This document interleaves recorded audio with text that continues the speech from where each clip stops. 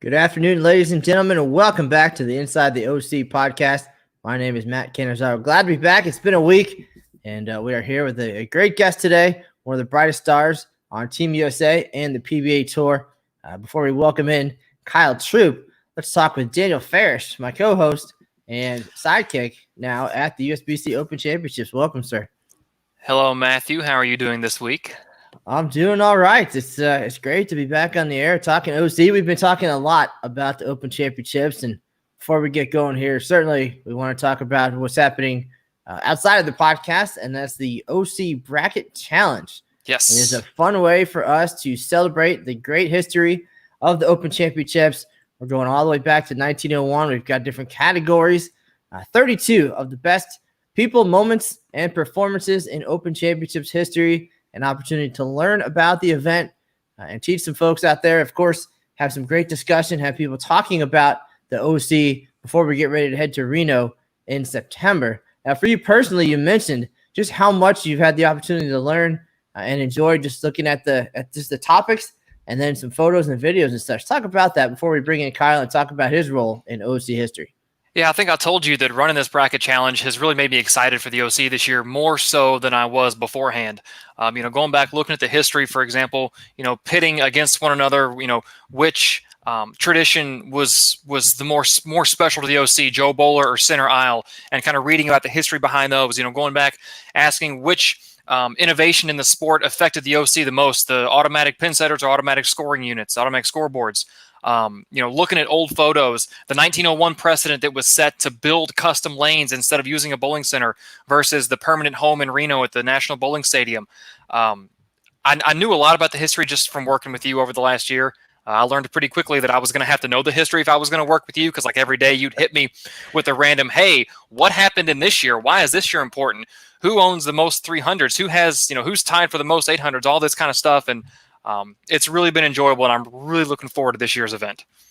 Well, I will say I probably know more about the Open Championships than any one person should, but that's what we get paid to do. Of course, we're here to learn and teach, and it helps make what we do a little bit easier, and we're more informative with our stories. And you can only write about a 300 game so many ways, but if you can add in all those little details, it certainly makes it more fun. But speaking of fun and automatic scoring all in one, let's bring him in. It is PBA champion and Team USA member Kyle Troup, son of PBA superstar and champion as well, Guppy Troup. And Kyle's a character. How's it going, sir? What's up, guys? Thanks for having me on the show. All right. Well, we are glad to have you. We know your OC career has been relatively short, but certainly not without exciting moments. We're going to talk about some of those along the way here. First, let's just catch up. How are things going? You're in North Carolina. You've been home, of course. We've all been kind of doing things on the down low and just getting through it, but certainly an opportunity for you to maybe enjoy some family time and some other things as well. Yeah, definitely. This break kind of caught us all off guard, of course. And, it was nice having some time home, especially with some of the family things that have happened the past couple months.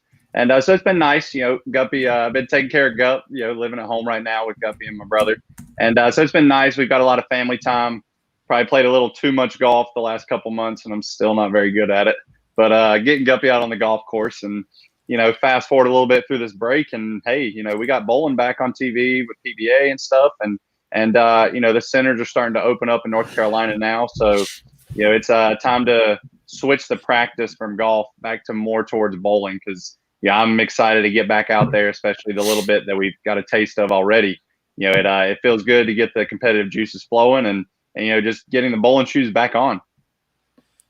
Now, tell us about growing up a little bit with Guppy Troup and hanging out with him. He's, of course, a fun guy, of course, and very colorful. And we know that from watching some of the YouTube videos. I actually bowled or crossed with him at times in the PBA South region. You were just a kid back then, so not quite on the scene yet, but always fun to chat with him. And just tell us about that. It's some big shoes to fill for you in your career as well. Yeah, I mean, I couldn't have asked for a better role model growing up. Guppy being one of the entertainers of the sport, credit him for pretty much most of my personality. Growing up, I was in a bowling center all the time. So, and who was I watching? Watching my dad most of the time. And he always put on a big show for the fans. And, obviously the clothes and stuff I took from him, the troop tradition. But, just from the personality side, I was really blessed to grow up with Guppy as my father. And, from the competitive side, I thank him for being a bowler when I grew up, because I know I wouldn't be here now if it wasn't for him. And, the shoes were quite big to fill. And there was definitely some pressure, at a younger age coming out on tour. Guppy's son, I got the afro, but not really bowling too great. But, now I feel like I'm starting to fill those shoes a little bit more. I'm catching up to him in title count.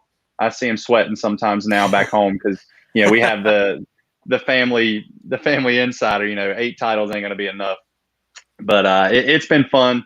I'm just happy that, blessed to be able to carry the Troup name on in the PBA. And, hopefully I can continue to build my brand and, carry the Troup legacy even further and higher up into the title counts and record books of PBA and the Open Championships, which I need to get to work on.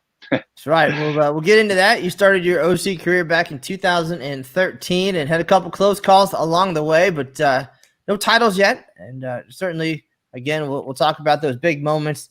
But coming back to where Kyle Troup came from, I know that once I left the East Coast, I still followed things along pretty well. And, as far as the regional competition and such, one day you weren't there. And then all of a sudden, there you were, pretty much everywhere. Just talk about coming on the scene there and making the transition. It was pretty quick for you and a very, very fast success.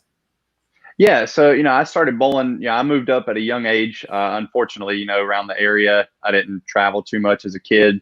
And the youth was a little lower, just not as populated around where I lived. So I moved up at a young age, started bowling regionals. And that was a big learning experience, 16, 17, 18 years old, getting out bowling the PBA regional tour, pretty much where Guppy started. And, he has 42 regional titles. So that's really where he made his name, was in the PBA South region. And, it's a lot of fun. Obviously I've learned a ton over the years, but, if I think back to just some of the guys that I roomed with when I was young, and I mean, I'm still a kid now, but we're getting up into the middle age of the PBA now. But, I think back to just some of the memories too that were made on the regional tour, because, we had a lot of fun. I mean, we had fun on the national tour too, but, we had a lot of fun in the pro-ams and stuff back then. I remember, we bowled 2-3 shifts of pro-ams, just hanging out with the people, just enjoying being a pro bowler and, people enjoying what we do. And it was just a lot of great vibes, on the regional tour. And the transition from the regional tour to the national tour, that was a big step. Obviously jumping into the regional tour took me several years, and I did start lighting fire on the cheetah pattern. I've probably got about 6 or 7 regionals on cheetah down in the South. But, the national tour was a completely different stage. The experience and the talent from the regional to the national level, we get a taste of it at the regional level. But, the talent pool on the national tour was one of the biggest differences that I've seen.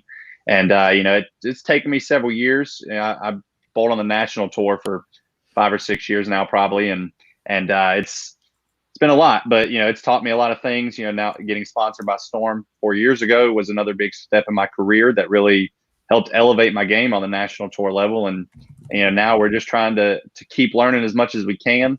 Speed control was one of the main things I learned going from regional to national tour.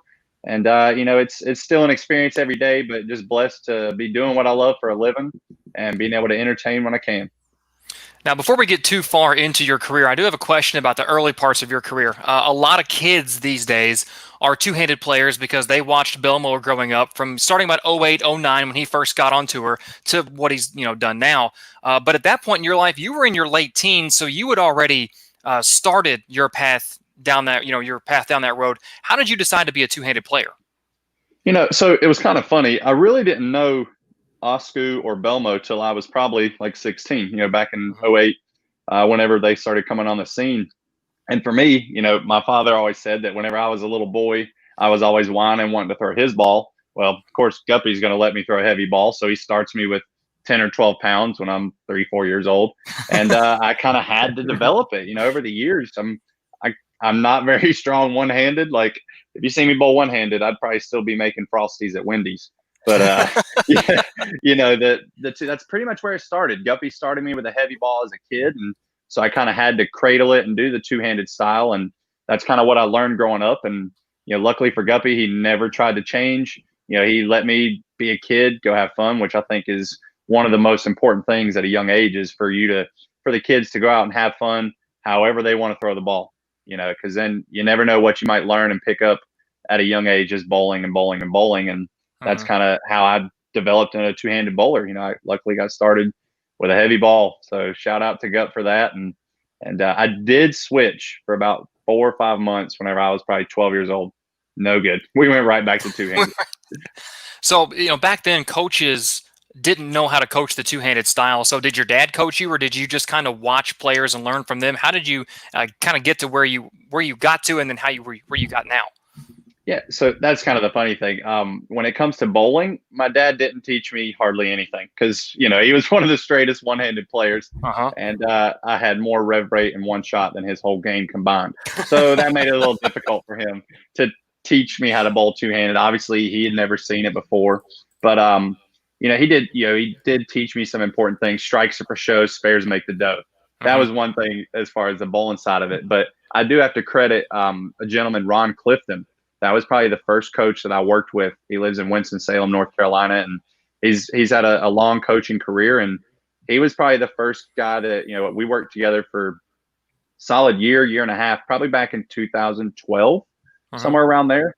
And, I started really getting some solid lessons. And before then, I was just kind of self-taught bowling as a kid, throwing it really hard. All I knew how to do was play up 5. But when that worked, hey, we were picking it out and having a good time. And when it didn't, we were on to the next one most of the time. But pretty self-taught. And then, have to credit Ron Clifton. And I still go see him from time to time for a tune-up, if I feel like I'm a little off.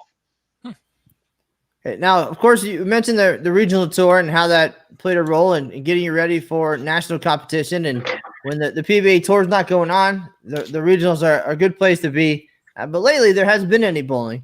You mentioned being able to get in the center here and there over the couple months. But what have you done to stay sharp and stay ready for when it was time? And how has this free time or extra time, how's that affected your hair regimen as well? Well, this time off has been a little difficult for the bowling side of it. If I rewind back to the World Series when I came home from Vegas, I took probably 2 weeks off. Obviously, we took more than 2 weeks off of bowling because nobody could bowl. But I really, didn't really work out much. Just kind of hit the reset after 3 months on tour. And I took this time a lot to focus on my health and fitness because I really can't bowl right now. I'm not real big on yard bowling and sliding. I think with two-handed it's a little more difficult to do like drills at home. So I tried to really just take care of my body right now because I know it's going to be difficult whenever we were to get back into the swing of things. And so that was a big focus of mine the last few months. And mental preparation, just trying to still watch some videos and just stay mentally sharp, with whatever it was that I was doing. But it's definitely been a little difficult time. But, like I said, luckily I was blessed to be able to throw some shots, get some bowling in over the last month or so. And luckily I have been bowling probably the best of my career so far this year. And so it went away a little bit for sure from my feel back in March. But luckily I feel like I've been able to pick back up pretty well. And, I have been putting in a good amount of work, probably a little earlier than most of the other players. So it might be a little advantage coming back whenever we do get back into the full swing of things. Now, 2020 was going well for you on the lanes, a couple titles, and then at home, personally, things a little bit different. Some emotions there. Let's recap 2020 there and just both sides of those things. And then, of course, I imagine that would make this time at home with your brother and your dad pretty special as well. Yeah, 2020 has been, like I said, probably the best year of my career. The bowling side of it, started off a little rough the first couple of weeks, but, that's just going to happen when you get back out on the tour.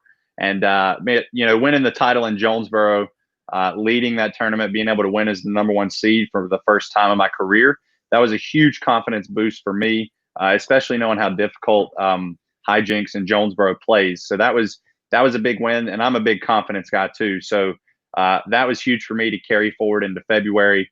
Obviously, the doubles tournament with Jesper couldn't have went any better.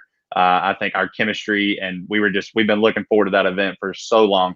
It felt good to get that win as well. I did. My mother did pass away in the middle of the season. That was a difficult time for sure. But it's actually, it's taught me a lot. Obviously, family has always been very close to me, but might be sad to say, but a death always brings family closer and brings your loved ones closer. And so we've been blessed, especially during this time off, to enjoy family time and just really be able to spend a little more time. Especially I've been able to spend more time at home, which I was probably home 50 days last year. So it's been nice to enjoy some time at home, get out, do some other things, go fishing, get Guppy out on the golf course, just, enjoy time around each other. And, there's always things to learn from it too. I think, whenever you have a death in the family, and for me, it kind of changed my outlook on life a little bit. I've always been a very happy, outgoing guy. And, one thing that my mother did say was, to be the best that you can be. And, so I take that to heart. But, the one thing I do remember saying at her celebration of life was, to try and put another smile on somebody's face, because I was overwhelmed with the messages and texts and posts from so many people that had met my mother from bowling, from where she's worked. And she brought smiles to so many people's faces. And so I'm just trying to, be an even better version of myself. And I think a lot of people could take that. And, especially now with all the crazy stuff going on in the world, I think the more joy and just happiness and kindness that we can spread, I think it's going to be better for all of us. It's pretty special to be able to take something and find the positive in it in the way that you did. And now, again, 2020, the two titles, completely different emotionally for you. Of course, one your mom was able to see, and then one shortly after that you got to share with Jesper. Can you talk about the emotions of those two wins and kind of how one was different than the other, and really what that second one meant and would have meant to her to know that happened? Yeah, most definitely. Whenever, let's see, Jonesboro is probably the end of January. And, I knew my mother had been struggling a lot. I didn't really know like how bad it was back home, but, I knew she'd had a lot of rough days. She was struggling. So, to get that win for her, the amount of joy that I know it brought her and the family back home while I had been on the road for a month and a half, that was pretty special for sure, just because, for me, I was able to win a title, but it was way more important to, bring a smile to my mother's face. And if you go to the following week at the Tournament of Champions, I bowled 178 the last game to miss the TV show by 6 pins. That was one of the most heartbreaking things that's ever happened to me. But everything happens for a reason. I was able to come home the next day, and I was able to be home before my mother passed with our family. So, that happened for a reason. And then obviously the doubles, Jesper and I had been talking about we were going to win that event for quite some time. But, Jesper also lost a loved one probably about 4 to 5 months ago. And, losing mom, our sights were set on winning this for those people. We didn't even want to win it for ourselves from the first shot of practice. Our goal was to win this tournament for everyone else, and, you could see the amount of emotion. Jesper's like a family member to us. He's my brother. And for him to be able to share that moment, Guppy being there that entire week in Indianapolis, there's no way I could say one was more important or more special than the other, but that just, I wouldn't say there's pressure on it, but just the way it all folded out, it was a perfect week. I'll never forget that day. There wasn't a cloud in the sky the day of the TV show.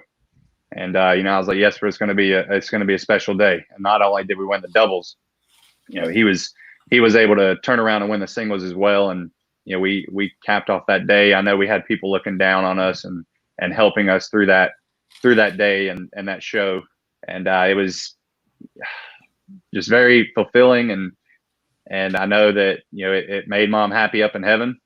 And, I think it made a lot of people happy, around the world, just because, I feel like, they relate to us a little bit, if they've lost someone or they feel like they've built a connection with us just by being on TV and stuff. And so it was a really joyful moment for, I think, a lot more people than just myself and Jesper.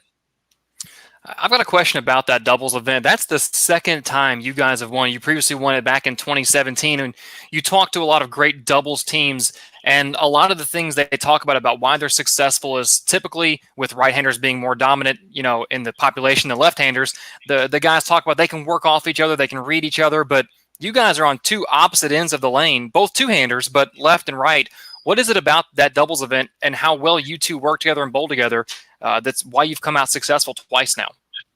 So I think there's a few points that really make us, I think, one of the best doubles teams in the PBA at this point in time. The one thing I think from the bowling side of it, yes, we are on the opposite sides of the lane. I normally do not ever understand what's going on the left side of the lane. But luckily for Jesper, he has 600 rev rate and he throws urethane almost all the time. I love throwing urethane. So that kind of worked out that I might not know what the left side of the lane is doing, but I still understand his ball shape very well. So, and then he is now bowled with me enough. And, we've started rooming together the last year and a half. And so we're able to understand each other's game when it comes to lane play and kind of ball roll and ball motion. But I think what is more important and what makes us so strong is our chemistry with one another. I'm big on chemistry, when it comes to team events, doubles events, whatever it may be. I think a strong chemistry, and that's my best friend. And we started rooming together in the playoffs last year in Maine. So April of last year was the first time we roomed together, and we've roomed together ever since. And I think that also, just built our connection and chemistry even stronger because we wanted to both win. We made some changes in our mental games and the way we prepare back in August in the summer swing. And then Jesper went on to win in Thailand. I've won 2 titles. He's won 2 titles, so I think a lot of the stuff off the lanes has really built us such a strong chemistry between our team that, we never get rattled. And the last thing is our personalities. He's got the killer instinct. I've got the playfulness. And at times, I can lighten the mood for us if he's a little too serious or gets a little fried out. And then on the other hand, if we speak back to the doubles, we took the lead the first game of match play. As soon as we got the lead over Belmo and Billy, said, all right, let's not give the lead back for the rest of the day. And I'm like, bro, my mind, we got 15 games of match play left. I'm going to try and just keep bowling well because I know anything can happen. Right. That killer instinct kicked in and, okay, that's what you want to do. Well, let's put the pedal to the floor. And we were able to lead by 589 pence. So, I think the mix of personalities goes really well also. And so I think that solidifies that, opposites attract when it comes to certain things. And I was hoping to get that answer from you because a lot of the top performers we've talked to here on the show, whether it's a team event at the OC or doubles partners or what have you, we've asked them what makes you all so good. They'll talk about, we're all talented players and we can read a lane sheet and we can transition off one another and talk ball motion. But everyone we've talked to has said, but our chemistry is great. We're not just great bowlers on the lanes that team up. We're really good friends off the lanes. The guys that talk about that say they bowl a team event in Reno, and they don't just get in town, go to their hotels, go to the stadium bowl, go back to their hotels. They have dinner together. They do things together. They catch a Reno Aces game or they go up to Tahoe. They hang out. They're friends. And that chemistry is almost more important, certainly as important as the ability to work with one another in the pit area, on the lanes, read ball motion, talk about that kind of stuff. It's the chemistry where these events are won at. I completely agree with that 100%. Talent can only take you so far. And I think the chemistry and, the more times that you bowl together and the more you learn tendencies of one another, the way to communicate. I think communication is another big thing that I did leave out with me and Jesper. We know how to communicate with each other really well. And, but like you said, it all boils down to chemistry at the end of the day. So, Kyle, as we transition here, I'll just drop in and say that I am left-handed as well. And most of the time, I also have no clue what's happening over there either. So I'll just add that to the conversation, and then we'll move forward here. But you got to warn me when you do that, man. Hey, you never know. That's what I do. Hey, the one good thing for you though, Matt, the world does spin that way. So when it hits a certain point, y'all are gonna get it, and then you're gonna know what's going on that side of the tell line. Jesper, give me a heads up, something. Let me know it's coming. Yeah, you got to look at the moon. When it's like 3/4 solstice on the one side, then the left's gonna be good that week. I'm making notes right now. I'll get my entry fee ready. New theories for lane play in tournaments. Look at the moon. So, Kyle, you mentioned so far a lot of talk about family and friends and chemistry, but it'd be easy to look at you on the lanes and out there kind of as a one-man show, the Kyle Troup, the brand out there trying to be that guy. But really, as you said, it's the Troup legacy. You're trying to carry forward what Guppy established in the 70s and 80s, and family and friendship, very important to you. So that's a perfect opportunity to transition to the Open Championships and Team USA, and some of the things that you get to experience. And we'll talk about your Open Championships group. Going back, you started in 2013. You bowl with team captain is Chris Hans, and he does a lot of work. It's a big group. You guys are a handful. You'd have to admit that, but a lot of fun. A lot goes into that. And in a way, though, you kind of almost disappear into that group. Very talented, but you guys are out there all in matching jerseys, and it's all about the team event. You've already cleared up what some folks might say about Kyle Troup is about himself and his brand. Talk about being in that group and just kind of disappearing and what you bring to it, and how much fun it is to be part of a team like that. Yeah, most definitely. First off, big hats off to Chris Hans and the before the first frame teams that he has put together. The amount of work that he has went through the last several years is tremendous. I could not imagine putting together. I believe we had 20 people back in 2013. I know our groups were a little bigger in previous years. And but when you go to speak, it is all about the team. When you bowl nationals, if you're out there for yourself, you're probably not going to win an eagle. Whether some guys go out, they focus on singles, they focus on all events, the brackets, the action. They got to try and make money. Obviously we want to make money, but if the goal is to win an eagle, and I think that's the most important part. And, just blending into the team, whenever I bowl with a lot of these guys, I've known a lot of these guys for a long time. It's a lot of local players from back home and some other players that we've met throughout the country. But, I don't feel any different than these guys, other than the one year that I wore a name shirt. I was the only guy that had my name on the back of the jersey out of 20 guys. So, that might have been a little weird. But, I really enjoy the team aspect of it and what it takes to compete and succeed at the Open Championships, because it takes more than just 5 talented players. It takes a team. It takes a lot of work, and it's not going to happen overnight. 2013 was our first year, and we're still putting together teams trying to get that win.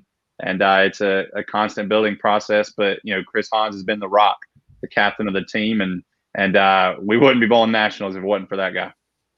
Well, coming into your debut in 2013, it was 1 year removed from Ryan Whitney, who was in that photo there, and his breakout performance. He had a 300 game on a very tough condition in 2012 in Baton Rouge, and made a run at all events. So he, of course, was a celebrity coming into 2013, and you were still really getting started. And looking at the numbers, Daniel's our numbers guy, but looking at the team event, nothing special there for you, and then things really got rolling in your OC career. Tell us about that debut, coming in, seeing the venue for the first time. Just a little bit about the experience and kind of what happened in that team event right before things really got rolling for you. Well, it looks like I didn't bowl very good that year, I'll tell you that. But, thinking back to that, my first time bowling nationals, that's a huge stage. If you go in thinking, okay, well, I've got to have pretty much 3 of the best games of my life. That's one way. And that's how I was thinking, I probably put a lot of pressure on myself just because you have to beat 10,000 people and you get one set to do it. And, so as you can see there, I bowled 550 in team. I do also know that the team pattern has been a lot more difficult almost every year, because it's a little shorter, it hooks more. And, back then my game wasn't very developed, I'd say either. But, once I shook the nerves of bowling the team event and, the one lucky thing with our team is we like to have fun. We're not shy to have a Bud Light while we're bowling the Open, because we're all there to enjoy our company with one another and compete. And as you can see, once we got through the team, the nerves were probably shaking a little bit, and I was able to relax a little more and settle in. But I think the big thing was just adjusting to the stage. 2013, I'd probably bowled a couple tour stops. But that, I would say, that's probably the biggest tournament I'd ever bowled to date in my career at that point. And I think I look back at my all events total 1940, and then you can see the rest. That's about, I feel like, what my max has kind of been most years is around 1900. One of the patterns normally catches me off guard, but it's been fun, and I was kind of wondering what my scores were the last several years. So this is nice to look at. Had you bowled in the stadium before 2013? No, I haven't, because I don't, like I said, I don't think I'd bowled many tour stops then. Mm-hmm. The World Series may have been there one year, but I hadn't been bowling the World Series yet. So that was also my first time bowling in the stadium. And So that alone, just exactly, oh, go yeah. ahead. Yeah. I was going to say, the look of the entire stadium. I've never seen a building this big, the stands up top, marching out down that walkway, just the prestige of it. It was something I'd never experienced before. And that's, once I bowled that first year, I realized, hey, this is a special event that I want to be a part of every year because of the prestige and the company that you get to bowl and compete and enjoy time with, because like you said, it's not just bowling and go back to dinner. We would do team outings, dinners, stuff like that, have a night out on the town, whatever it may be. But, all of that, back in 2013, it got it started up and has really got me itching for more. Now, for those guys, of course, just being a part of that group, I would imagine would be enticing enough to join the Open Championships. But you mentioned kind of moving into things at a young age, and by then already tour caliber. What took so long to get to the OC, and what was it really about that first experience that made you want to come back every year, besides the camaraderie? Honestly, if I think back to what might have taken me so long to bowl was, I really didn't have a team. I didn't take the urge of putting a team together. I was bowling regionals all the time. Financially 8 years ago, didn't have quite as much money. So, that's a big investment to go bowl nationals, especially going out to play the brackets and everything like that as well. But I think the big thing was I just didn't really have a team that was built that had really asked me to bowl. I didn't really reach out to try and build a team. But, once Chris Hans called, I'd been bowling a lot of tournaments out in Rocky Mount. He runs a team challenge a couple times a year, hosted regionals. I'd known Chris, and whenever he gave me the call, I was really excited because he had envisioned this team. It's not like, hey, let's go bowl nationals. Like, hey, I want to build a winning team. And, we started with 20 and it was a little more fun, maybe not as competitive as we could have been. But, now as we fast forward over the years, our teams have gotten a little smaller. Our group, our core group, we've still had Ryan Whitney, Chris Hans, myself, we've bowled together several years. And now I'd say as we've progressed through the years, because one, it's also difficult to get 20 people to pay, travel arrangements, all that stuff, bringing it down to 10, less stress for Hans. And we're able to focus a little bit more. And actually, we had a team practice last year out in North Carolina with 4 out of the 5 guys. So, we're able to do some other things now whenever we shrink the team down a little bit more. But, I got to thank Chris for that call because, I knew I'd get out to Open Championships, but I'm glad that he called and, it didn't take me any longer to do so. A question about that preparation. You mentioned you all had a team practice down there in North Carolina. When you guys do that, when you're preparing for the Open, do you just get the guys together and bowl on something tough? Do you put down a previous version of a team event pattern? What's your game plan going into a team preparation like that? Yeah, so this was the first year that we were able to put together a type of team practice before nationals. And, we did put out some previous patterns. But, one thing that we tried to do was, we're not trying to play the pattern to get a game plan to play the lanes because it's a completely different bowling center, different lanes, different pattern, everything. Right. But it was more to just understand the tendencies of each player. We had added 2 new members last year, Brian Locke and a young two-hander, 20 years old, and a veteran player, Jeff Beasley. And so we just wanted to learn each other's tendencies. And, we kind of had an idea of what balls we were going to be taking. So, to go through your progression of ball changes, seeing like, oh, okay, when we go from here to the middle part of the lane, we know this ball doesn't look as good. So it was a little more of the picky things, and then just understanding what each player sees. Like, oh, okay, because I don't understand everybody's ball roll and what's a good shot and what's a bad shot. But, being able to practice together, be like, oh, did you get around that one more? Okay, makes sense why I didn't hook. The little things like that you really can't be trying to work on when you get out to nationals. Right. So that was a big help for us. And, it proved, we had a pretty good year in team last year. One follow-up to that, and I don't want you to give away all your secrets, but when you're preparing an arsenal or when your group is looking at bowling balls and getting ready, certainly different motions, different cores, surfaces match up to different players. And I might like something that you don't like, but how do you choose your benchmark pieces that you're going to take out there? What are you looking for in your bag when you go to nationals? Yeah, I mean that's something that I've learned, with nationals and just bowling in general, as I'm starting to travel overseas a lot more. But um, and I would speak for this with nationals, and probably if I was to go bowl a tournament and could only take 6 balls. For me, obviously my spare ball always goes. But then whenever you break it down, I think the one important thing is to have at least 3 different shapes. Because in the past, if I even think back to like U.S. Open, whenever we had 8 balls to check or 10 balls to check, I'd check 4 that are really, really similar and probably 2 that were similar. And I'm stuck with 2, 3 shapes max. So I always want to have like a stronger asymmetric ball that's pretty smooth. I want to have a weak ball that really hooks a lot down lane. I'll fill one with my favorite ball, probably a phase 2, whatever your favorite benchmark ball is. Your spare ball's 4. And then urethane, that was a big thing that we started using last year that we were kind of afraid of in the past. Urethane's going to trash the team pair. I think it all depends on how you use it, but I think a urethane ball has to go just about everywhere. So, I mean, that's 5. And then an extra ball, maybe a discontinued ball or a ball that's got a ton of games on it that gives you a trick shape. I think it's good to have 3 to 4 core balls, 1 or 2 asyms, 1 or 2 symmetrics with a few different shapes, spare ball, and then you fill that 6th one in with whatever ball you want. It could be a really weak ball, a really old ball. I think that the wild card would be my 6th ball. Okay. Kyle, we've got a couple of fun years to talk about here coming up, 2014 and 2019. Before we do, quick PSA for our OC fans and bowlers watching today on Bowl TV, on Facebook, and on YouTube. You mentioned that you didn't go sooner because you hadn't been invited, and that is the number one reason that we hear from the bowlers why they don't come to the Open Championships, why they don't bowl sooner, right up there with they don't think they can compete. So I challenge all the folks who are watching, if you're coming to the Open Championships, hopefully you are, tell somebody about it. Bring somebody along. We always have the sub board. There's always teams looking for people, big groups like Chris Hans, and that's how you get it. You come the first time, you're probably going to want to keep coming. Yeah, and I mean, I actually subbed in Syracuse 2 years ago.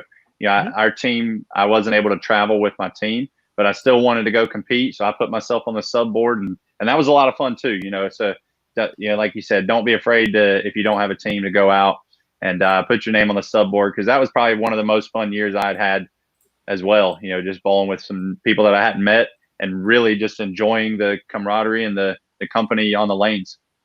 And there you are, making friends at the OC. Again, you came out, you were there, you got on the sub board, you found a team, and probably some fans for life. They had a great time, and you got to bowl in the OC. That. And it might be intimidating thinking about making the trip and not having a team already, but there's an online sub board as well. A lot of great groups on Facebook and social media to be able to meet up with people, and of course, just ask around and get there because it is a monumental experience. And we'll transition now to 2014, which was a pretty amazing experience for us as well.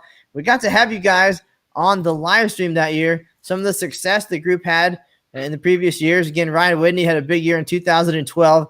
So you guys made the schedule in 2014 for the live stream at the National Bowling Stadium. And then it happened. You made history. Now, your legacy at the OC does not include an eagle or a perfect game, and you've made runs at both in recent years, but we actually have a Kyle Troup rule, unofficially the Kyle Troup rule, and there it is. You were found, seen, caught on the live stream during practice. You were helping out a friend and get a ball ready, and you admittedly now at this point maybe you didn't pay as close of attention as you should have to the rules in the squad room, and you adjusted the surface of a bowling ball during practice, which at the time, while it was legal in PBA competition and other places, was not at the Open Championships. So you got a pretty quick lesson in just your second Open Championships. And then we later changed the rule, the Kyle Troup rule, to be able to adjust the surface of your bowling ball during practice until the start of the competition. So tell us about that experience, and hearing the next morning that you had a meeting with the tournament director. Yeah, I'll never forget that. So, when it comes down to what had happened, we were bowling our 8 minutes of practice. Ryan Whitney was throwing a ball, and I was like, hey, let me put a little bit of surface on that. Well, I did. That's what, I got caught. Luckily, he didn't use it. So, we didn't have to go through too much trouble, but I still broke the rules. And I wasn't listening in the meeting room. I mean, I was listening, but definitely needed to pay a lot more attention to that.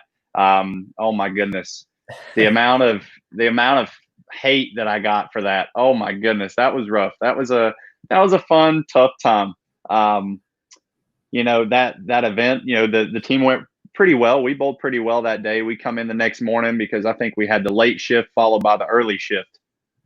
And I hope this ain't one of the ones that I celebrate because we also had a lot of fun on that show. I remember Matt saying this was the most entertaining live stream. Yeah. Wait, is this game one? Yeah, it didn't get too wild yet. Yeah, but the next day we come in. Yep. See, this is what frame four, first game, and we're already giving it to them. It was a fun time, but we wake up the next morning. I come in. Chris is like, "Hey, we got to go talk to the tournament director." I'm like, "We probably drank too much last night. We had too much fun. We must have broke a rule." Well, we did break a rule, but it was just me. And they showed us the video, and I admittedly, it was a mistake. Because like I said, I hadn't bowled too much. The Open Championships, and at the time, I was used to just using surface before practice was over. I made a mistake. Luckily for USBCs, we were able to work things out. They realized that it wasn't done intentionally, and we were able to bowl singles and doubles because I literally thought I costed 10 guys us even being able to bowl singles and doubles.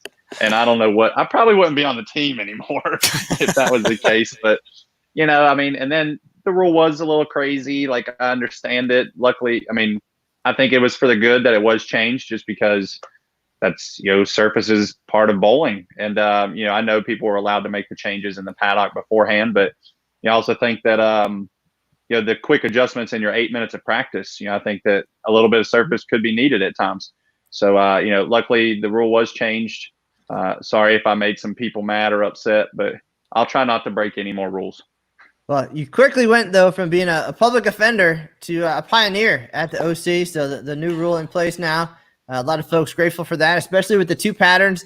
As you mentioned, only so many balls allowed. So the ability to adjust surfaces from one pattern to the other, certainly very helpful and useful. So thank you for that tough lesson and for being a pioneer at the OC.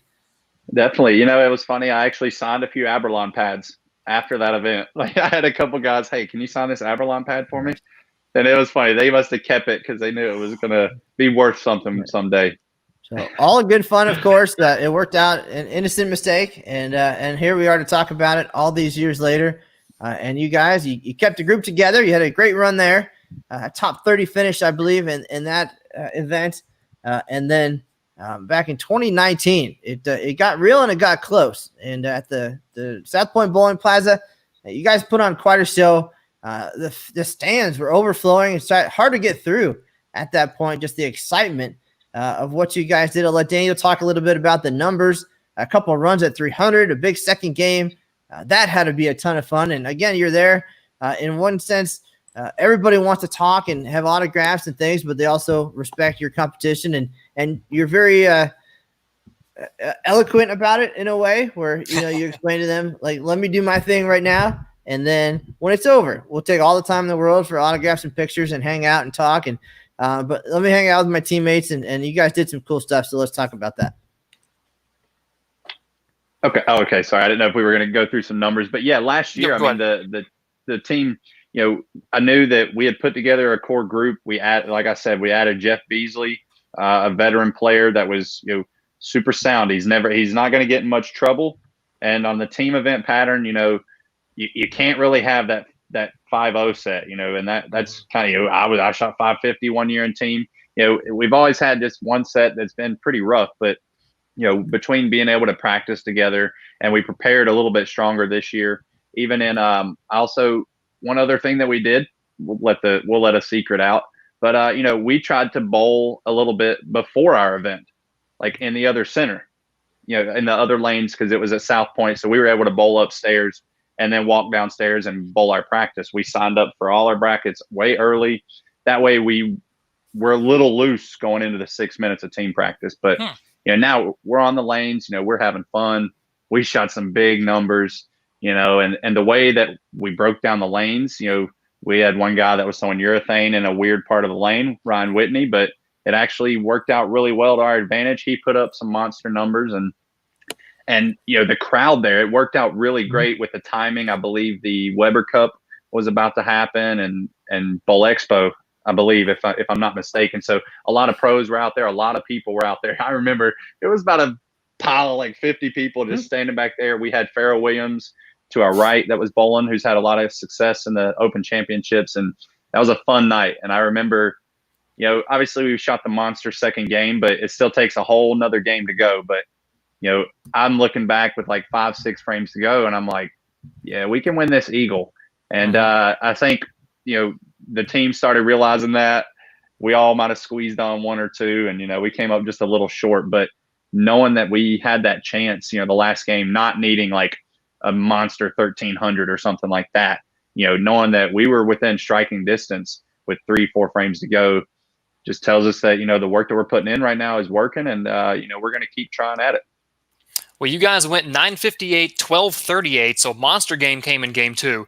10:45, and you said that last game maybe we squeezed a couple off. We looked up and we saw a hologram of that gold cup next to our name next year in Reno. But just looking at the numbers, you all may have ultimately hurt your chances that first game with 958. What might you have done as a group differently to improve upon that game? Because everyone above you in the standings was 1030 or better their first game, so you were 80 pins off the pace right out the gate. What would you have done different?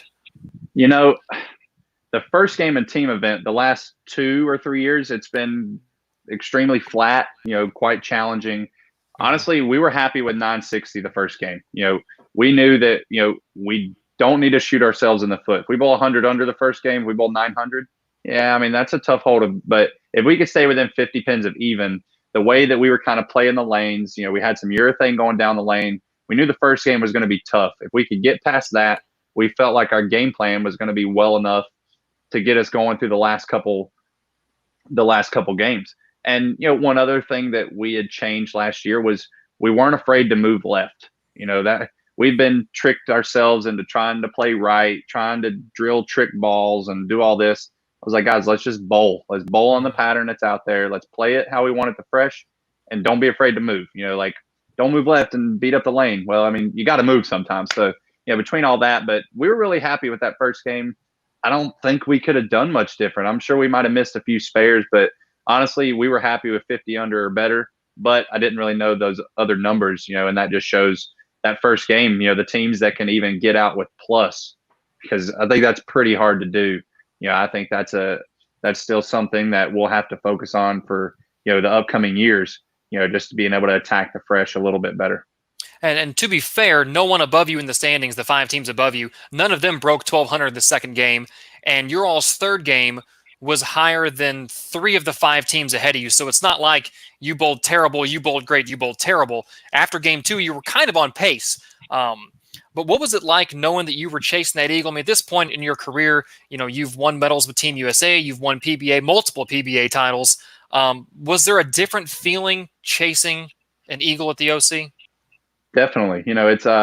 I think winning an eagle is more difficult than winning a PBA title. And, because you have to beat thousands and thousands of teams and people and just the stage, everything that we spoke on before, and the amount of prestige that comes from winning an eagle. I mean, that's the goal in life, for, your league bowlers, your PBA bowlers, any competitive bowler that, competes, they want to win an eagle. And, I'll never forget, because I'm always in the moment looking at numbers and stuff anyways, but right. I know a lot of bowlers might not want to know, if we can strike out, we can win the eagle, so for me, I was ready for that moment, I was talking to Hans like, hey man, we have a chance to win this.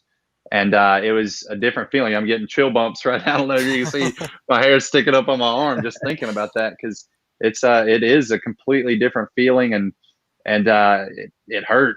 Whenever we got done, we were upset for a minute, but then we had to look. Hey, I mean, we just cracked the top 10. We had a top 10 finish for the year. That's a big feat in itself. I think just because of the amount of teams and the talent that bowls at the Open Championships and the difficulty of the lane patterns. So we were really happy with that. It was it was a great moment. You know, it was a lot of excitement. You know, especially with the crowd and everything, which I'm a big fan person and crowd person. So, you know, I enjoyed all that a little bit extra. But you know, we're itching to get back at it again. Now, Kyle, we know that group is talented and has accomplished some things, but experience-wise, far and away, you're the guy in that department. So, as part of that team in that moment, as you're coming off that huge 1,200 game, knowing numbers-wise that you can make a run. It ended up only being 120 pins when it was all done, but coming off that second game, what do you say to the group to keep them focused and calm after doing such a huge performance in game two? And then especially going into the end of the game where, you know, anything's still really possible going into the last few frames. You know, I think that's one thing that has also kind of helped our team the last couple of years is, you know, I'm gaining a ton of experience, you know, competing on the PBA tour and with Team USA, and I'm able to kind of bring some knowledge and helpful points the last few years that I wasn't able to in 2013, 14, 15. And, you know, it comes back to, you know, the simple stuff, you know, focus on your process and stay in the moment. Like, hey, that's a great game, but you know, that game's over with now. Like, you know, it was cool. We don't win. We don't get a gold medal for shooting. Was that the highest game in team last year? Yes, I believe. You know, Yep. So I mean, that was cool to know. But you know, it was, you know, I was on the prize. Let's keep making shots. You know, and it wasn't like, all right, guys, 10 shots we can win at Eagle. You know, I was trying to just keep them focused on making shots. You know, try and knock down 10 pins at the end. We'll see what our score is, and if we win, we win. And you know, that's pretty much all I could say, because you know, we were still having fun. You know, we were enjoying the moment of it all. You know, the mood never really got super tense or serious till probably the last couple frames. But then in that moment, you know, some of these guys may have not been in a big moment like that before, being able to throw 3 or 4 in a row to win an Eagle. And but you know, I'm glad that our team was in that moment and being able to experience that, because now we have all experienced a chance at winning an Eagle. And I think it's only going to help us, you know, moving forward. You mentioned the pride of that performance on the big stage, and of course the anticipation of coming back to do it again. What did you guys take away from that moment, that environment that you were hoping to put into use in 2020 and hopefully still can later in the year, now that you have some more time to think about it? But what did you take away, and what is your next appearance together going to be like on the OC stage? You know, I think there was nothing but positives to take from that, you know, because that was our highest finish to date for a team event, you know, with the before the first frame group. And, you know, it proved, you know, I remember we had our meeting with the 10 people afterwards, you know, and we realized that, you know, some of this extra work and preparation that we had put in, and the way, just the few changes we made in our teams, you know, maybe not even so much with people, but just the way we prepare and everything, it showed that, hey, we've got a system that's working. You know, our other team bowled very well. You know, our companion team bowled pretty well also, you know, for, you know, the talent, we had some talent on that team as well, but, you know, also some players that may not have, you know, been in that moment before. But, you know, it was great to see both teams succeed, have some, you know, I would say our 2 highest finishes for 2 teams combined as well. And, you know, it was just tons of positives. And you know, in October, we're bowling 3rd week of October. I don't know the exact dates, but you know, we're going to be preparing again. Yeah, I believe we made a small change with our team because we had Beasley joined the PBA. So, you know, that's a big part of our team we're going to have to replace. And we're working on, you know, adjusting the team the way we need to. And, you know, looking forward to getting prepared again for the event and hopefully coming away with the Eagle. Yeah, your companion team finished 37th last year. They struggled out the gate just like you guys did, 895. So the whole pair, comparatively speaking, score-wise struggled, but then they went 1170, 1060. So they bowled very 11. well. I mean, that was that. I mean, yeah. So we bowled 400 over for the pair For the that two game. teams. That was, oh my gosh. I wish I could just go back and live. And Butters was back there. So Butters is bringing the party. He's back there cheering. Oh man, that was just that was a great night. Like, I'm never going to forget that whole night. The doubles and singles, there wasn't too many fireworks because we was bowling super late.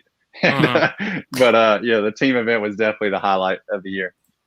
Well, we definitely look forward to what you guys have in store for us in 2020 in Reno once again. This year's event scheduled to start September 12th and will go until nearly Thanksgiving, with our last team events happening on November 21st. So a lot of OC talk lately. and a lot of prep, and we are getting ready to head that way. Ferris, it's only weeks away now that we're packing up and heading to Reno, and as Kyle mentioned, we'll see him in October. We are closer to our departure date for the OC in September than we are from when we would have left back in March before the whole coronavirus pandemic started. So that's got me excited. All right. Yeah, there we go. It's not a city that will ever disappoint you. So we're looking forward to that, Kyle. We're looking forward to having you guys. Now, outside of the Open Championships, you stay pretty busy as well. We talked about your individual success, but definitely need to touch on the Team USA aspect of your life as well. 2018 Team USA trials. You got the job done, made Team USA, and had a pretty great year for the red, white, and blue. Again, another question is what took so long? Team USA has always been there. What took so long to give it a go and come out and make a run? That's I've seen Team USA, obviously followed it along, throughout my career. At the time, my job also, whenever I was working at Wendy's, managing a Wendy's, I think some of these extra things, just knowing how much time would need to be committed to be on Team USA, the amount of travel that might be involved with that. 5 or 6 years ago, I was pumping them Frosties out and trying to sneak the regionals in when I could. So I'd have to say a little bit was just kind of life got in the way. And, and then once I quit my job back in 2016 and, I wanted to start, accelerating my career and excelling and trying to gain new experiences. And then, it hit me. I got a little older. I think I was a little young, didn't want to bowl on Team USA. Didn't really think I could make it on Team USA either. I didn't think that my talent was close to the guys that were on the team, say 6, 7, 8 years ago. But, so between maturing a little bit, obviously my career opening up more and my talent rising a little bit, I was like, hey, I think I can make the team. I think I can be a good addition to the red, white, and blue. And I want to represent my country. This is another very prideful thing to do, to wear USA and the red, white, and blue on your back. And it's going to be, the few tournaments that I've bowled, the prestige of that as well, representing your country and seeing all the other countries and the ceremonies that they do. All of it has been a great experience. And luckily I'm on the team this year. We will be on the team next year with the COVID thing. So, hopefully I've got a long career ahead of me with Team USA. All right, now just stepping back real quick before we show a video here. You mentioned leaving the full-time job, the security of having those hours and that money. How hard of a decision was it to leave the Baconators behind, to shake off the Frosty weight and get out there and bowl full-time and know that that's how you were going to make a living? That is so great, the Frosty weight. Man, it was a decision that I had been fighting with myself for, probably a year leading up to that date. Whenever I did finally quit at Wendy's, I was only working probably 3 days a week, 9 hours a day, trying to, I was so scared to not have that guaranteed paycheck back home, like, hey, if I go out and I bowl and I bowl bad, I'm going to lose money and then I don't have a job. And, so I think the fear of it all kind of kept me working for a long time. And then, I'd won my first title in 2015, was still working at Wendy's. That following year, just talking to a lot of people, getting signed on by Storm, things just changed in my life a little bit. And I'm like, well, I know I want to be a professional bowler for the rest of my life. So I need to just go ahead and do it, and that's kind of what it was. You have to just take the jump. And it was the greatest decision I've ever made, because then I was able to start working out, start practicing a lot more, not having to squeeze in a couple games after working 9 hours, and then the travel, coming home Sunday night, getting home from a regional at 1 o'clock, having to be in there at 7. It was able to just focus so much more on myself and my bowling. And then, it's, like I said, a great decision. And, I still got to thank Wendy's for a lot, because they taught me a lot growing up, a lot of people skills, communication. And, I was a really good manager. They kind of let me make my schedule how I wanted. So it taught me a lot, for off the lanes in bowling. Well, here's a big moment in your career and a moment where you're able to teach the folks at home some things and let everybody know you're ready for Team USA. Big finish, the 2018 Team USA trials. You're the champion, earning a spot as well at the World Cup, which we'll talk about. Tell us about this finish and what this meant to you. Yeah, this week, I remember that was January of 18. If I think back to the practice session on the 4 patterns could not have went any worse for me. I did not throw a double. I was like, the equipment I had, and I was like, hey, I'm gonna have to hook it a lot more. Like I hadn't seen, the Kegel patterns in a while after bowling on tour, and the lanes were playing a little different. But moving through that week, being able to win team trials, I think is one of the more difficult tournaments to win because it you have to have consistency throughout all 5 days. And for me to be able to compete on multiple length patterns, I think it showed a lot of people like, hey, I'm not just the one trick pony anymore. I'm learning to curve the lane. I'm learning to throw it slower. And, like I said, it was a big confidence boost for me to beat out a lot of the talent that was there. I mean, the studs that I bowled with on that last pair, I believe AJ Johnson, Buttriff, Darren Tang, I believe, and one other, just the amount of talent that was on that last pair alone, that was a big day especially with AJ and Buttriff being close to me. But, it was, one, to just be able to make the team was a dream come true, but then to win and be able to go on to the World Cup, just so many great things came from that win at trials. And it turned out I didn't win a title that year, but, I bowled really well and had some great success with USA. And it was another, I think, boost to my career because I'd won the doubles the year before. And other than that, I hadn't won much of anything other than the Wolf in 2015 and the doubles with Jesper. So it was a big win for me in singles competition that I hadn't seen in quite some time. Well, now Team USA wise, of course, a lot comes with that besides the benefit and the training camp and the ITRC and all those great things, the amazing coaches. That got you to the World Cup on your home turf. Your first opportunity to represent Team USA was at the World Cup in Las Vegas at Sam's Town. You had an awesome week till the very end, of course. You led the way. You shot 300. We have that here as well. So everything went right for you up until the last game. We'll talk about that here in a minute. But just tell us about your debut coming in the USA and now a 300 game at the World Cup. Wow.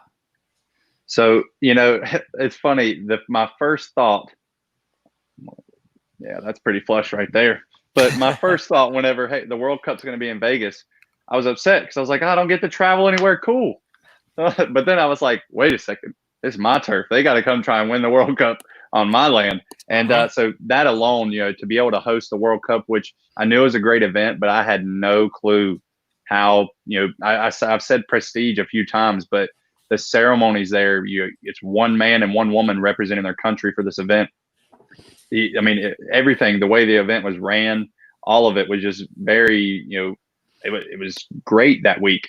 As far as on the lanes, between having Rod Ross behind me, which was great, something else I hadn't experienced, having literally your coach standing there watching every single frame. That was a little nerve wracking at first for me, just because I'm still getting to know Rod. It's my first year on the team, but luckily I was able to bowl well. So it made our communication and first meeting between each other a little easier. But that was a great week. I believe I led that one by 400 or 500 pins. That was a monster week, but we ended up not getting the cup. Luckily, Shannon O'Keefe, did for the women. It was awesome to get to spend the week with her, get to know Shannon a little bit more as a bowler and off the lanes, and just so many great things to take from that week and experience I'll never forget. You ran up against a tough Sam Cooley in the final there. Again, probably a learning opportunity, and then not long after, the chance to make that big trip that you were hoping for with Team USA all the way to Hong Kong. And at the time, a couple of years ago, the longest flight for us that was offered by American Airlines. So it's pretty far away. You had that opportunity. You got selected to join the team for the World Men's Championships. Some momentum coming off the World Cup, but also maybe something to prove after the runner-up finish as well. Most definitely. It was quite heartbreaking to lose that. I did learn a little bit, though, from that title match against Cooley. He shot 260, like the lanes hadn't changed much at all. They did re-oil a few more times than we were used to in the step ladder versus through qualifying. So I tried to play the lanes the same as I did all week. He did something different, and that was the lesson learned. You can't just go back to what works. You got to play what's in front of you. And then fast forward to the men's championship. I was itching to get another shot, on the USA, the world stage to win something, because I felt like I won that World Cup, but you don't win the last game, you don't win. So I had a lot of motivation, a lot of confidence, big confidence guy going in. The group that we had with us, I was extremely excited to travel with these guys and compete. And, and I was ready to just take in the whole experience of that, which was another experience that, is at the top of my list and something that I'm never going to forget. Now, in that group, Andrew Anderson, Chris Barnes, Jacob Butchoff, Tommy Jones, EJ Tackett, and Kyle Troup, the who's who of the PBA Tour and bowling right now. Some guys for you guys to learn from, some veterans there before their retirement, and some youngsters, up-and-comers. You guys had no trouble really getting to the medal rounds at the World Championships, but once you got there, things didn't quite go so well initially, and then finally it happened for you in the trios event. Tell us about that and just finally breaking through on that stage, the world stage. Yeah, that was kind of a rough week for me too. I remember I'd made the show in the singles, I believe. Yeah, I'd made the show there. I was like, hey, first tournament in, we made the show, and then I bowl 170 and lose to Rafiq. So that was, upsetting. I'm like, oh my God, here we go again. Like, and the doubles, me and Buttrick didn't fare too well, but the trios, I'd been looking forward to bowling with Andrew and EJ because, Andrew and I had roomed together a little bit. We understand each other's game really well. And obviously EJ Tackett being one of the most talented players in the world, I knew we had a great chance of making the medal round. And once we did, I think the communication between us, that goes back to chemistry and communication. Bowling that singles event, I can only communicate with myself and, obviously Rod Ross. But, whenever you're able to bowl any type of team event and you have players that are bowling on the lane and can feel the transition, I think that was an advantage that we had over some of the other teams. And, it proved well. We bowled extremely well, won the gold medal in pretty strong fashion in that step ladder.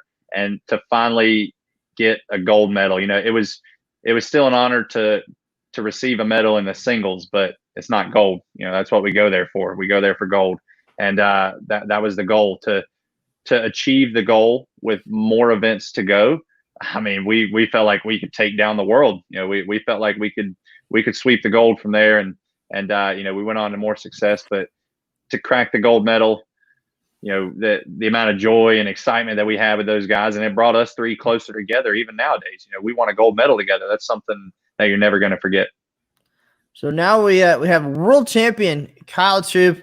That has to sound pretty sweet. But after that, the team event, of course, the one that you guys go there and bowl for. Team USA enters that event as the defending champion in the team event. The other three guys in that group, again, Barnes, Jones, and Butchoff, were on that 2017 winning team. And now you guys went out there, gave it what you had, but history and the day, just not on your side. Italy doing something it had never done, and they were able to beat arguably one of the best Team USA squads to ever take the lanes at the World Championships.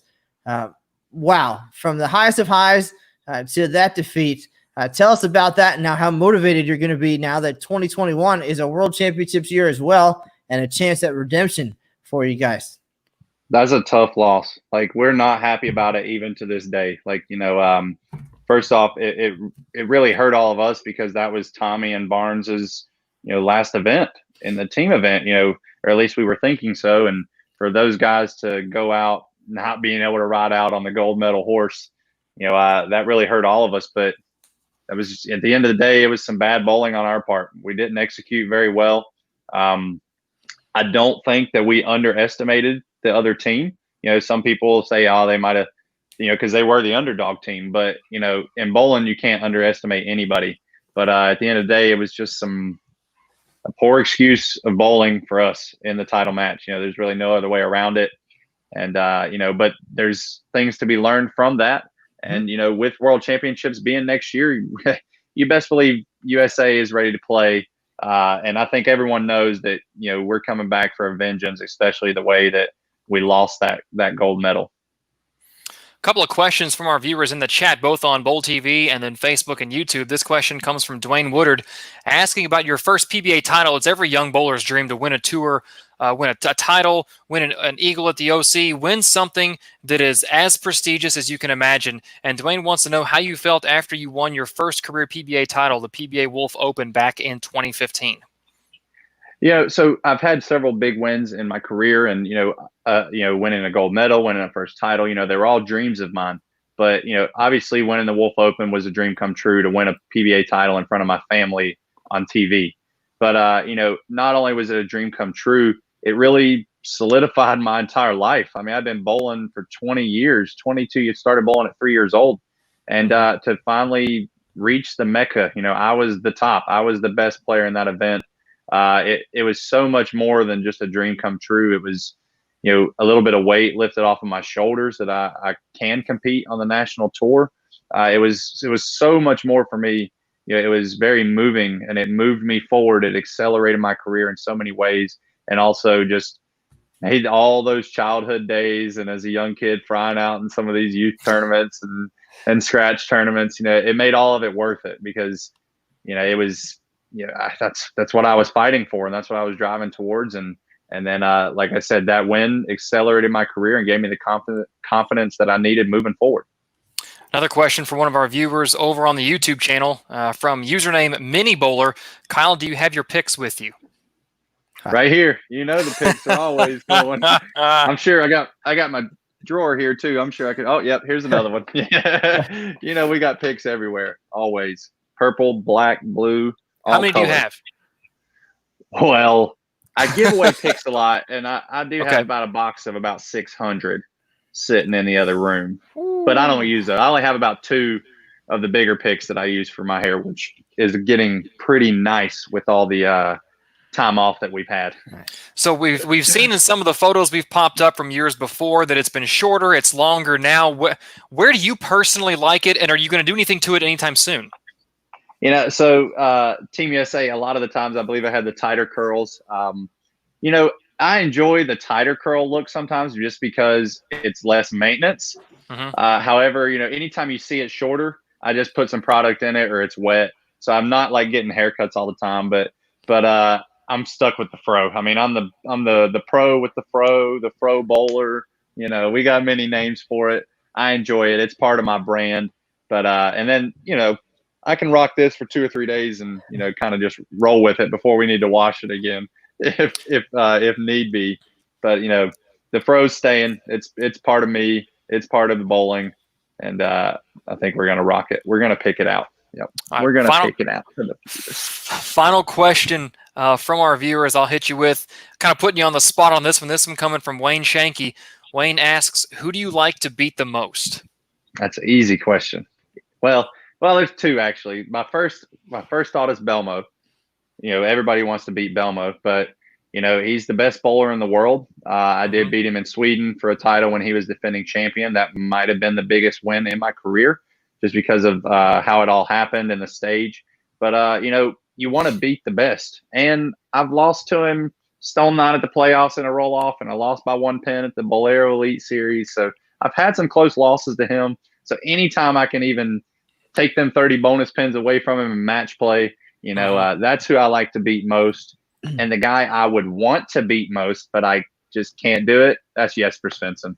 Yeah, I want to beat him, but he's got my number and he lets me know it. But as long as we can both put it together in the doubles, I guess I'll let him have his. I'll let him have his glory till we catch each other on TV. What a good friend. Wow. All right. So, Kyle, you've been as entertaining as I had hoped and expected. My small chili and spicy nugs will be here shortly, so I just want to maybe wrap things up. Any final thoughts or advice for the bowlers out there? You already mentioned your favorite win, or possibly the biggest, was that win in Sweden, but we covered a lot of ground today. Any final things you want to catch up and advice for the folks out there? I think, well, first I want to thank you guys for having me on here. Speaking as far as the Open Championships go, you got to have fun. Don't be afraid of the big stage. It's an experience you're never going to forget. If it's your first time bowling the Open Championships, be going with an open mind, ready to just pile in all the experience and enjoy the moment with whoever you travel with. Or, if you're subbing, just enjoy it all, because it's such a great, fun event. And it's something that, can become a vacation for families every year, friends. And, other than that, it goes back to just be the best that you can be. Let's spread love, not hate. We love each other. We want bowling to grow. and we let's just be happy. Let's love each other, and let's all move forward together. There you have it. Some great points there, of course, and in these crazy times. Daniel Ferris, any final thoughts or questions for the Pro with the Fro before we say goodbye from today's show?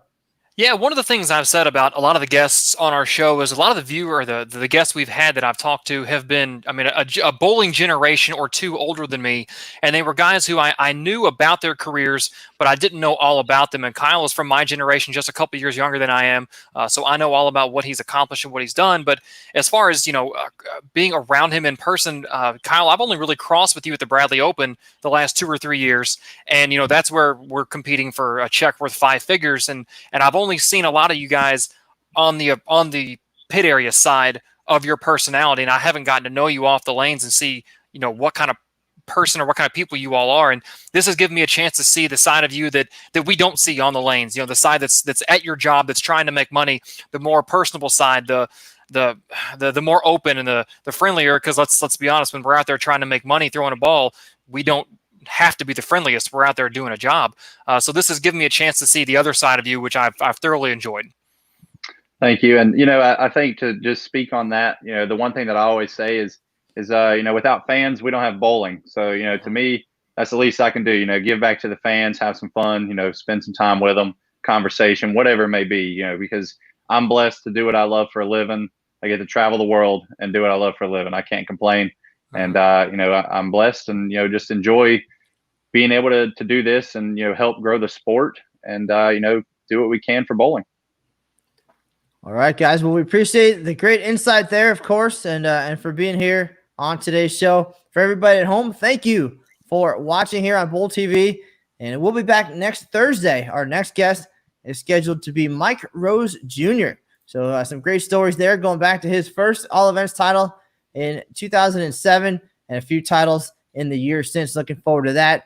And if you want to get your Bowl TV fix, join us again tomorrow. The Sport of Bowling Show coming up in the afternoon. And then Monday and Wednesdays, we have the PWBA podcast. And then, of course, throughout the week on Bowl TV as well. These guys working hard on some different shows, PWBA replays, all kinds of good things. Daniel Ferris dives in with some players as well to talk about their performances on splitting boards. So check all that out on the Bowl TV schedule. Dan Ferris and Emil Williams Jr., Curtis Von Kruger, Aaron Smith, all the guys very busy, keeping you entertained. And we do, again, appreciate everybody joining us today. Remember to check out the OC Bracket Challenge on Facebook and Bowl.com. A lot of cool memories there being celebrated, and your chance to vote on which ones you think are the most significant in Open Championships history. Kyle, check that out as well. Get your vote in. It's going to be a good time and an opportunity to learn about the great history of the Open Championships. But, folks, until next time, that's news for now. We'll see you on the lanes. Thanks for joining us.